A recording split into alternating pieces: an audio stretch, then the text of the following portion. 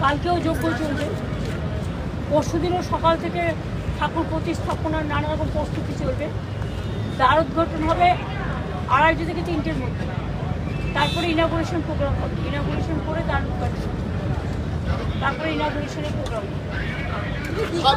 তারপরে এত দ্রুত হয়ে গেল, তার মধ্যে ইয়াস আমফান ঘটলো, তার মধ্যেও দীঘায় এই যে দ্রুত হলো, এই সেদিন বললেন হয়ে গেল, আবেগটা কতটা স্পর্শ করছে আপনাকে? না, এটা সমুদ্র স্রোত এবং সমুদ্রের মধ্যেই তো আমাদের বাংলার সবচেয়ে বড় শান্তির প্রতীক নামধাম, যেটা শান্তি চৈতন্যদেব কত বছর আগে তিনি এই মন্ত্র নিয়ে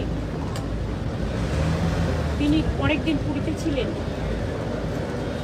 এবং তিনি তার মধ্যে কথাটা বেরিয়েছিল নয়ন পথগামী জগন্নাথ। দীঘায় যেহেতু একটা সমুদ্র আছে এবং সমুদ্রে লোকে বেড়াতে আসে, এখানে একটা তীর্থস্থান হলে পর্যটকদের আকৃষ্ট করে।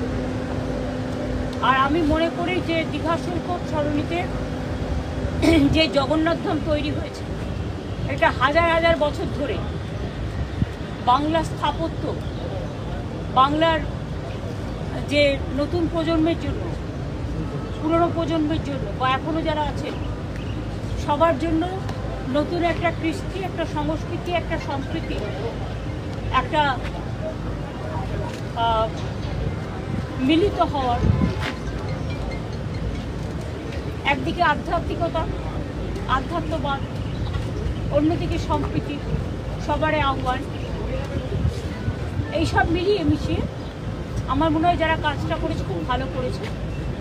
এবং বাদবাকি তো আমরা পরে বলবো, এখন দেখাশোনা করতে হবে। দিদি, একটা আগে লোকে আসতেছেন এমনি সমুদ্র দেখতে, মন্দির আলাদা আকর্ষণীয় জায়গা, আমরা পরিচয়টা কি পাল্টে যাবে? দীঘার পরিচয় কি বদলে যাচ্ছে? না, দীঘার মন্দিরটা তো নিশ্চয়ই একটা অন্যরকম পাখা যুক্ত করবে পালঙ্কে এবং এটা উচ্চ শিখরে যাবে, এটা ইন্টারন্যাশনাল প্লেস অফ ট্যুরিজম হবে। কিন্তু দীঘার সমুদ্র চিরকালই, দীঘা আপনারা দেখেছেন আগে কিছুই ছিল, এখন দীঘা গেট থেকে শুরু করে সৈকত সরণি থেকে শুরু করে 7 কিলোমিটার ধরে ব্রিজ তৈরি করা থেকে